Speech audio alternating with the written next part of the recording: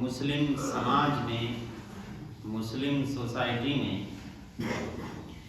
دین کا جو حکم سب سے زیادہ اگنور کیا جا رہا ہے، دین کا جو حکم سب سے زیادہ نظر انداز کیا جا رہا ہے، وہ ہے وراثت کا حکم کہ ایک باپ کے مرنے کے بعد اس کی ساری جائیداد، اس کی پراپرٹی، اس کو ہم سب جو باپ کے لڑکے ہوتے ہیں یعنی جو بھائی ہیں وہ ہی سب اس کو آپس میں تقسیم کر لیتے ہیں، ہڑپ لیتے ہیں۔ بہن جو ہماری ہے یعنی جو ہمارے ابا کی جو بیٹی ہے، ہماری بہن ہے، وہ بیچاری ترستی رہ جاتی ہے، اس کی طرف کسی کا خیال نہیں جاتا۔ وہ خود اس لیے نہیں مانگ سکتی کہ اب تو ابا بھی نہیں رہے، اگر میں نے مانگ لیا جائیداد کا حصہ تو بھائی مجھ سے رشتہ ناتا ختم کر دیں گے، بات چیت بند کر دیں گے، میں کہ میرا آنا جانا بند ہو جائے گا۔ اور اگر وہ نہ مانگے تو ہم خود دینے کے لیے تیار نہیں ہیں اس کو۔ بعض مرتبہ ایسا بھی ہوتا ہے کہ بعض علاقوں میں بعض لوگوں نے اگر باپ کے مرنے کے بعد پراپرٹی کا جو حصہ شریعت کی نگاہ میں ایک لڑکی کا بنتا بھی ہے، اگر اس کو دے دیا تو بیٹی یعنی جو ہماری بہن ہے وہ اس لیے واپس کر دیتی ہے کہ اگر میں نے لے لیا تب بھی میرا آنا جانا بند ہو جائے گا، اس لیے چلو جیسے گزر رہی ہے ویسے ہی گزار لو، میکے سے کیوں کھٹ پٹ کرو۔ تو یہ جو حکم ہے اسلام کا میراث، وراثت کا، کہ ایک میت کے مرنے کے بعد اس کی پراپرٹی، اس کی جائیداد میں جتنا حق بیٹوں کا ہے، اسی طریقے سے حق شریعت نے، اسلام نے، دین نے بیٹیوں کا بھی حق مقرر کیا ہے۔ یہ حکم ایسا ہے کہ اس کو سب سے زیادہ نظر انداز کیا جا رہا ہے۔ اور عجیب بات یہ ہے کہ سماج میں کوئی آدمی اگر نماز نہ پڑھے، زکوٰۃ نہ دے، روزہ نہ رکھے، حج نہ کرنے جائے تو لوگ اس کو برا سمجھتے ہیں کہ بڑا گناہ گار ہے، بتاؤ اتنا پیسہ ہونے کے باوجود بھی زکوٰۃ نہیں دیتا، ہٹا کٹا ہونے کے باوجود بھی نماز نہیں پڑھتا، سب کچھ فراہم ہے اس کے باوجود روزہ نہیں رکھتا، حج کرنے نہیں گیا، اس کو برا سمجھا جاتا ہے۔ یقیناً سمجھنا چاہیے، لیکن جو آدمی بیٹی کو حق نہ دے، بہن کو جائیداد میں حق نہ دے، اس کو کوئی برا سمجھتا ہی نہیں، چونکہ ایک حمام میں سب ننگے ہیں، اس کو کوئی برا سمجھتا ہی نہیں۔ جبکہ روزہ، نماز، زکوٰۃ، حج یہ وہ مسائل ہیں جن کا تعلق اللہ کے حقوق سے آتا ہے، حقوق اللہ کے دائرے میں، کہ ان میں کمی کوتاہی اگر ہو بھی گئی بائی چانس جانے انجانے میں تو اللہ تبارک و تعالیٰ اپنے رحم و کرم سے معاف فرما دے گا۔ بندہ یہاں پر معاف کرا لے، توبہ کر لے یا ان کی قضا کر لے، یا اللہ تبارک و تعالیٰ کی ذات سے امید ہے کہ وہ اس طرح کی چیزوں کو جو اس کے اپنے حق کے دائرے میں آتے ہیں ان سے درگزر کرے گا، چلو ٹھیک ہے کوئی بات نہیں۔ لیکن یہ میراث کا جو مسئلہ ہے کہ ایک بیٹے کو جو حق باپ کی جائیداد سے ملا، بیٹی کو کیوں نہیں ملا، یہ بیٹی کو کتنا ملنا چاہیے تھا، یہ جو مسئلہ ہے یہ حقوق العباد سے جڑا ہوا ہے۔ یہ بندوں کے جو حقوق آپس میں ایک دوسرے پر اللہ تبارک و تعالیٰ نے لگائے ہیں، یہ مسئلہ ان معاملات سے جڑا ہوا ہے، لہذا اگر اس میں کوتاہی کی گئی تو پھر اللہ تبارک و تعالیٰ کی طرف سے فیصلہ کر دیا جائے گا کہ بھئی تم سمجھو، پہلے تم آپس میں نمٹ لو، اس کے بعد ہمارے پاس آنا۔ حقوق اللہ کے اندر تخفیف اور معافی کی گنجائش ہے، اللہ تبارک و تعالیٰ معاف کرنے والا، لیکن حقوق العباد، بندوں کے جو حقوق ہیں ان کے اندر اگر ناانصافی کی گئی، ظلم کیا گیا، کسی کا حق مارا گیا تو اس میں انسان پھنس جائے گا، بری طرح پھنس جائے گا۔ اس لیے بڑا سنگین مسئلہ ہے یہ، اور جتنا سنگین مسئلہ ہے اتنا ہی زیادہ نظر انداز اس مسئلے کو کیا جا رہا ہے۔ ایک اور عجیب بات ہے کہ جتنے مسائل دین کے ہیں، عام طور پر نماز ہے، روزہ ہے، زکوٰۃ، حج، یہ سارے مسائل اس جیسے اور بہت سارے ایسے ہیں جو قرآن میں جن کی بیسک باتیں، بنیادی اصول قرآن میں صرف بیان کیے گئے ہیں، لیکن ان کی ڈیٹیلز حدیث شریف میں رسول اللہ صلی اللہ علیہ وسلم نے بیان فرمائی۔ لیکن میراث ایک ایسا حکم ہے جس کی پوری ڈیٹیل اللہ تبارک و تعالیٰ نے قرآن میں ہی دے دی۔ باقاعدہ قرآن کی ایک سورت کا نام ہی سورہ نساء رکھ دیا گیا، عورتیں،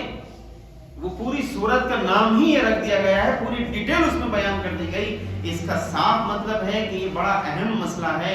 اور جتنا اہم ہے اتنا ہی اس کو نظر انداز کیا جا رہا ہے۔ یہ ہم سب کی اور ہمارے سماج کی کمزوری ہے۔ قرآن کہتا ہے للرجال نصیب مما ترک الوالدان والاقربون وللنساء نصیب مما ترک الوالدان والاقربون مما قل منه او کثر نصیبا مفروضا، کہ جو مرد ہیں، جو مرد حضرات ہیں، ان کے والدین یا ان کے قریبی رشتہ دار جو کچھ چھوڑ کر جائیں اس ترکے میں، اس وراثت میں ان کا حق ہے۔ اسی طریقے سے عورتیں اگر ہیں تو ان کے والدین اور ان کے قریبی رشتہ دار جو کچھ چھوڑ کر جائیں، دنیا سے مرے، اس جائیداد میں، اس پراپرٹی میں ان کا بھی حق ہے۔ مال چاہے مما قل منہ او کثر، مال وہ جو چھوڑا ہوا پراپرٹی وہ چاہے کم ہو یا زیادہ ہو، لیکن دونوں کا ہی حق ہے، اور دونوں کا یہ حق اللہ تبارک و تعالیٰ نے طے کر دیا ہے، یہ دینا پڑے۔ اور اس کے بعد آگے چل کر قرآن میں یہی بات آگے ارشاد فرمائی کہ باپ کے مرنے کے بعد ظاہر ہے اس کے بچے ہیں، بچیاں ہیں، جو بیٹے ہیں انہوں نے سب کچھ لے لیا، اور جو بیٹیاں ہیں ان کو کچھ نہیں دیا، تو یتیم تو دونوں ہوئے۔ باپ کے مرنے کے بعد نابالغ اولاد، لڑکا ہو یا لڑکی، یتیم تو دونوں ہیں، لیکن اس یتیم میں لڑکے کو تو پورا مل گیا، لیکن اس یتیمی کی حالت میں اس لڑکی کو کیا ملا؟ کچھ نہیں ملا۔ قرآن کہتا ہے ان الذین یاکلون اموال الیتامی ظلما انما یاکلون فی بطونہم نارا وسیصلون سعیرا، جو لوگ ان یتیموں کا مال کھا رہے ہیں، صحیح بات یہ ہے کہ وہ اپنے پیٹ میں جہنم کی آگ ٹھونس رہے ہیں۔ یہ قرآن کے الفاظ ہیں، ان الذین یاکلون اموال الیتامی ظلما، جو ظلم کر کے، ناانصافی کر کے، حق مار کے ان بچیوں کا، ان یتیموں کا حق مار رہے ہیں، اور پیسے کو، جائیداد کو خود اپنے انڈر میں سب کچھ لے رہے ہیں، ان کو بے دخل کر دے رہے ہیں زمین جائیداد سے، پراپرٹی سے، تو وہ یہ سمجھ لیں کہ وہ اپنے پیٹ میں جہنم کی آگ ٹھونس رہے ہیں، عن قریب وہ جہنم میں جھونک دیے جائیں۔ یہ ایسا سنگین مسئلہ ہے۔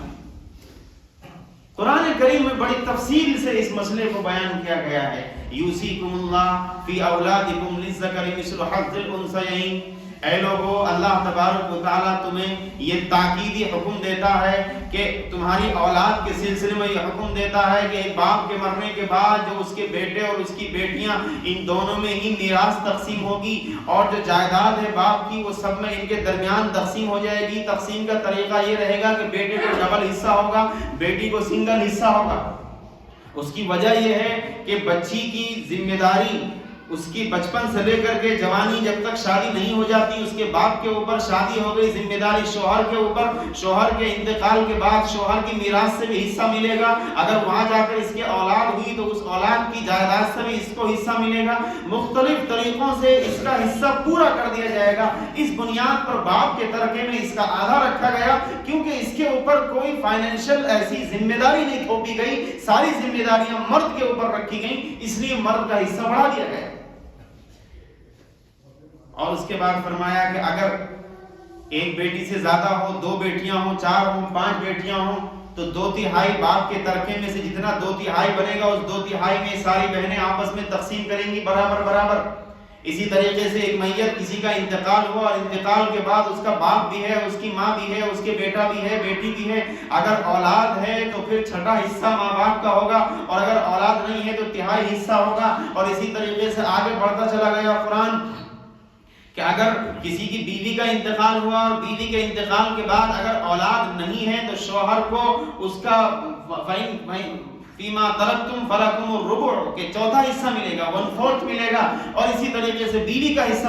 متعین کر دیا گیا کہ اگر اولاد نہیں ہے تو 4واں ملے گا، اولاد اگر ہے تو بیوی کو شوہر کے مرنے کے بعد 8واں حصہ ملے گا۔ یہ پوری تفصیل ہے قرآن کریم میں، اس کی پوری ڈیٹیلز قرآن میں بیان کر دی گئی ہے۔ جس کو بالتفصیل دیکھنا ہو، معلوم کرنا ہو، تو اس کے اوپر یہ ذمہ داری بنتی ہے کہ وہ اپنے پوری جائیداد کی ڈیٹیل لائے، اور ڈیٹیل کے بعد میں جو اس کے وارثین ہیں، اس کے بیٹا بیٹی پوتا پوتی ماں باپ بھائی بہن تمام رشتہ داروں کی ڈیٹیل سامنے رکھے، اس کے بعد کسی معتبر عالم دین کے پاس جائے اور بتائے کہ اتنی جائیداد ہے، ابا کے مرنے کے بعد اتنی پراپرٹی ابا چھوڑ کر گئے، ہم لوگ اتنے وارثین ہیں، اتنے لوگ ہیں، ان میں سے کس کو کتنا ملے گا، پوری ڈیٹیل کے ساتھ اس کو دارالفتاء سے، دارالقضاء سے فتویٰ لکھ کر کے دے دیا جائے گا۔ اور یہ وہ فیصلہ ہے جو اللہ تبارک و تعالیٰ نے قرآن میں بالتفصیل بیان فرمایا ہے کہ اگر کسی نے نہیں دیا تو قرآن کہتا ہے کہ اگر دے دیا کسی نے تو تب بھی بہت مبارک، نہیں دیا تو پھر انسان پھنسے گا، کیونکہ یہ میراث کا مسئلہ اللہ تبارک و تعالیٰ نے کہا تلک حدود اللہ، یہ مسئلہ بیان کرنے کے بعد کہا کہ یہ باؤنڈیشن ہے، یہ باؤنڈری ہے، یہ ہماری تقسیم اور ہمارا فیصلہ، یہ باؤنڈری ہے، خبردار اس کو کراس نہ کرنا، اور جس نے اس کو کراس کر دیا تو وہ یہ سمجھ لے من یعص اللہ ورسولہ ویتعد حدودہ یدخلہ نارا خالدا فیہا ولہم عذاب مہین، کہ جو ہماری اس باؤنڈیشن کو پلان کر اور اس کو کراس کر کے آگے بڑھے گا، یعنی میراث میں بیٹوں کو ہی سارا حق دے دیا، بیٹیوں کو محروم کر دیا، بھائیوں نے سب رکھ لیا، بہنوں کو بالکل محروم کر دیا گیا، تو وہ یہ سمجھ لے کہ اس نے ہماری باؤنڈری کو پار کر دیا ہے، اور جس نے ہماری باؤنڈری کو پار کیا ہم اس کو جہنم میں ہمیشہ ہمیشہ کے لیے جھونک دیں گے، اور بہت ہی ذلت والا عذاب اس کو جہنم میں ہم دیں گے۔ اور جو عطا کر دے، جو میراث میں جائیداد میں پورے انصاف کے ساتھ اس کو تقسیم کر دے، اللہ کہتا ہے من یطع اللہ ورسولہ، کہ جو اللہ اور اس کے رسول کی اطاعت کرے، ان کے احکام کو مان کر اس جائیداد کے اس نظام اور اس سسٹم کو صحیح طور پر تقسیم کرے، بہت مبارک، اس کو جنت میں داخل کریں گے، اور بڑی کامیابی سے اس کو ہم کنار کریں گے، اس کو ہم بہت بڑا کامیاب بنا کر کے چھوڑیں گے۔ یہ اللہ تبارک و تعالیٰ کے فیصلے ہیں، اللہ تبارک و تعالیٰ کے وہ احکامات ہیں جو سورہ نساء میں قرآن میں بالتفصیل بیان کی ہے۔ اس لیے ضرورت اس چیز کی ہے، ہم اگر میں یہ پوچھ لوں، ابھی آپ مجھ سے پوچھ لیں، میں آپ سے پوچھ لوں کہ ہم میں سے کتنے ایسے ہیں جنہوں نے اپنی بہنوں کو میراث میں حصہ دیا ہے؟ کتنے بیٹے ایسے ہیں اپنے باپ کے جنہوں نے اپنے باپ کے مرنے کے بعد اپنے باپ کی بیٹیوں یعنی اپنی بہنوں کو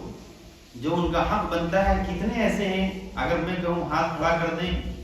میں کہوں گا نہیں، لیکن شاید کوئی ایسا نہیں ہے، شاید کوئی ایسا نہیں ہے۔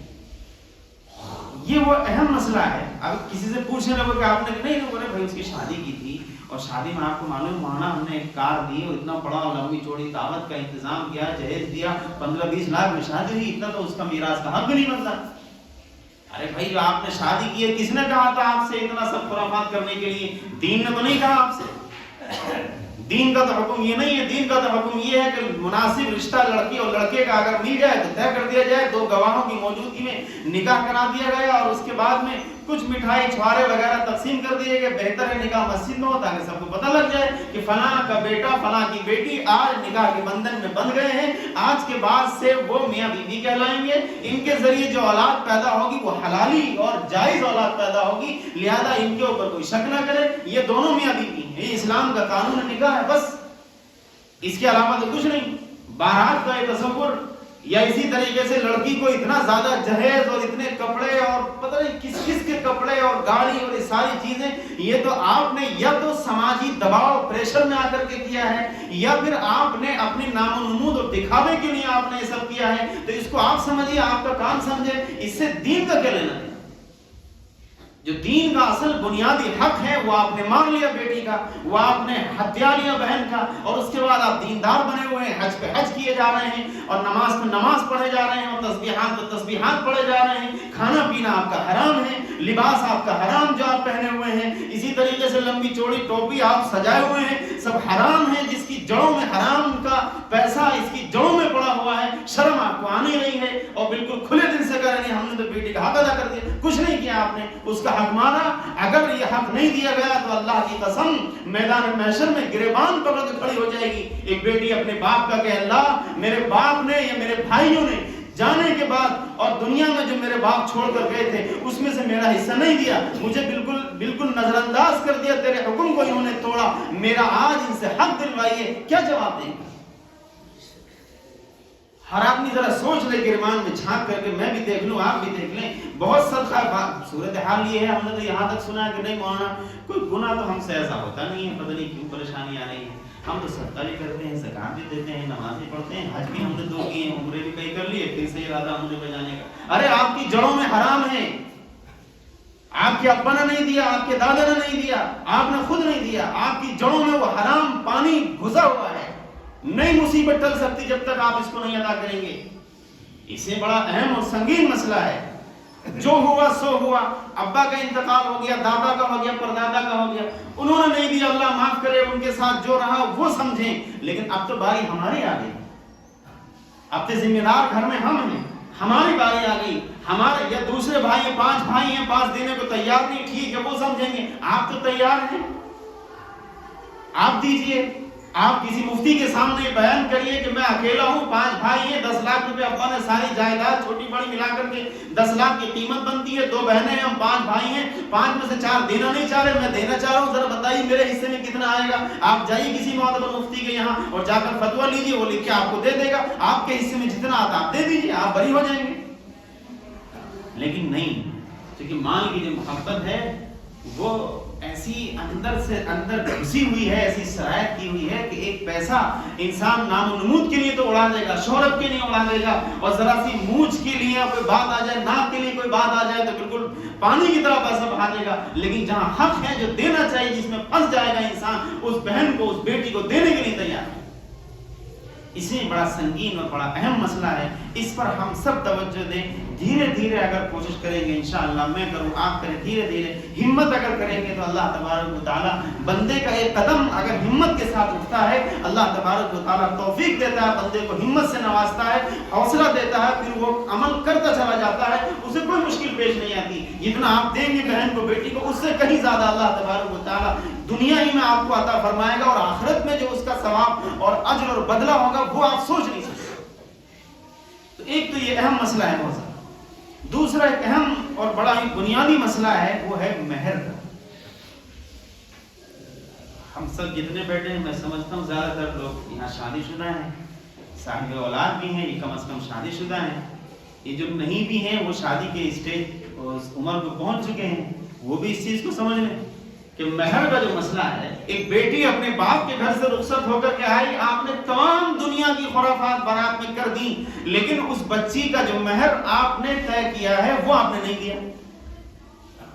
ये भी अजीब बात है। आप बारात में बैंड बाजा, डीजे और 2.5-3 लाख का आपने मैरिज हॉल और तमाम चीजें बुक कर दी, और पूरा हंगामा, पैसे को पानी की तरह बहा दिया। जब निकाह के वक्त काजी साहब ने पूछा कि महर कितना, अच्छा महर भी होता है, बाल तो कहते महर भी होता है, अरे महर ऐसे करीब 1100 रुपए रख दीजिए, ऐसे करीब महर आप 5000 रख दीजिए। ऐसा लगता है जैसे मर जाएंगे बिल्कुल, यकादु यमूत, जैसे लग रहा है कि मौत के मुंह में घसीटा जा रहा है इन जालिमों को, कि 20-20 लाख रुपए खर्च करने के बावजूद महर की जब बारी आती है तो बिल्कुल नानी मर जाती है। ऐसा लगता है मौलाना ठीक है 10,000 रख दीजिए, छोड़िए। अजीब बात। हमारे मौलाना अब्दुल मोमिन साहब रहमतुल्लाह अलैह, अल्लाह उनके दर्जात बुलंद फरमाए,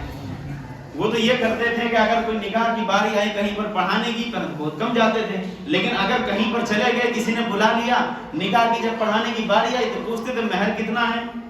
तो किसी ने कहा कि जी 5000, मां का भी और कर लो और सोच लो, 10,000 कर दीजिए। तो काफी देर हो जाती तो मौलाना एक बात कहते बड़ी अजीब, वो कहते कि जब आप जो जेवर लेकर आए हैं लड़की के लिए, 10 तोला, 15 तोला, 20 तोला के साथ फला लड़की का इतना महर, इतना जेवर आया है, सबको पता लग जाए, लोग देख ले मैंने बड़े बड़ा जेवर आया है उसका,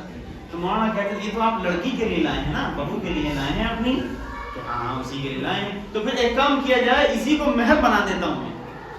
कि 25 तोले जेवर जो ये बारात के मौके पर लड़की को लेकर के आए, लड़की के लिए यही 25 तोला महर जेवर, ये जेवर की शक्ल में 25 तोला महर इनका करार पाया। बस उसके बाद सब पोल खुल जाते थे कि नहीं ये तो मान के लाए हैं और थोड़ा दिखाने के लिए बड़ी बात बन जाए। ये अजीब सूरत हाल। हदीस में रसूलुल्लाह सल्लल्लाहु अलैहि वसल्लम ने एक अजीब हदीस इरशाद फरमाई, मैं चाहूंगा कि मैं भी, आप भी अपने दिल के कानों से सुने और गौर करें कि हम क्या कर रहे हैं। और महर जैसी छोटा सा अमाउंट 25,000, 50,000, 1 लाख, बहुत कम लोगों का होता है 1 लाख, तो वरना 20-25 हजार में सिमट जाते हैं। हदीस में आपने फरमाया, मन तज़व्वज बिइम्रातिन व युसम्मी लहा महरन, कि अगर किसी शख्स ने किसी औरत से निकाह किया और निकाह करने के बाद महर भी तय किया, कम या ज्यादा जो भी महर भी तय किया, वलम युअति लहा महरन, और उस औरत को, उस बीवी को निकाह के बाद महर नहीं दिया, आपने फरमाया फहुवा ज़ानिन, ये जिना करने वाला है,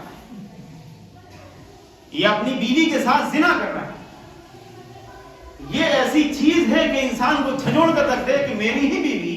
اور میں اپنی بیوی کے ساتھ زنا کر. ہاں زنا ہے یہ, اگر آپ مہر نہیں دے رہے ہیں تو یہ زنا ہے. قرآن نے کہا وَآتُوا النِّسَاءَ صَدُقَاتِهِنَّ نِحْلَةً, اے لوگوں عورتوں کو ان کا مہر خوش دلی کے ساتھ دے دیا کرو, اس میں کوئی کٹوتی مت کرو. یہ بیچاری اپنے گھر سے آئی, اپنے ماں باپ بھائی بہن رشتہ داروں کو چھوڑ کر, بڑے ناز و نخرے میں پلی بڑی عورت, یہ لڑکی آپ کے گھر آئی ہے سب کچھ چھوڑ کر, اب اس کے پاس کوئی سہارا نہیں, خدا نہ خواستہ آپ نے بھی بے سہارا کر دیا, طلاق دے دیا, تو اس کے پاس کیا بچے گا؟ یہ تو نہ دھوبی کا کتا گھر کا نہ گھاٹ کے, تو بیچاری نہ ادھر رہے گی نہ ادھر رہے گی. اس لیے وَآتُوا النِّسَاءَ صَدُقَاتِهِنَّ نِحْلَةً, اے لوگوں ایک تو ہوتا ہی بہت کم ہے, اس لیے جو بھی ہوا کرے اس کو مہر فوراً دے دیا کرو. اور اس مہر کو فوراً دینے کے بعد اگر یہ عورت خود خوش دلی سے اور اطمینان سے سکون سے اپنے شوہر کو کہے کہ نہیں مجھے اس کی ضرورت نہیں ہے, آپ مل گئے, سب مل گیا, میرے لیے آپ کافی, یہ آپ ہی رکھ لیجئے, اگر خوش دلی سے اگر وہ لوٹا دے واپس کر دے فَكُلُوا هَنِيئًا مَرِيئًا, تو اس کو خوشی سے کھا لو, استعمال کر لو, کوئی گناہ نہیں. لیکن دو ہی نہیں, یہ 1 گھنٹے تک اس سے معاف کراتے رہو, اس کو پریشر ڈال کر کے مجبور کر کے. بعض علاقوں کے بارے میں ایسا سنا کہ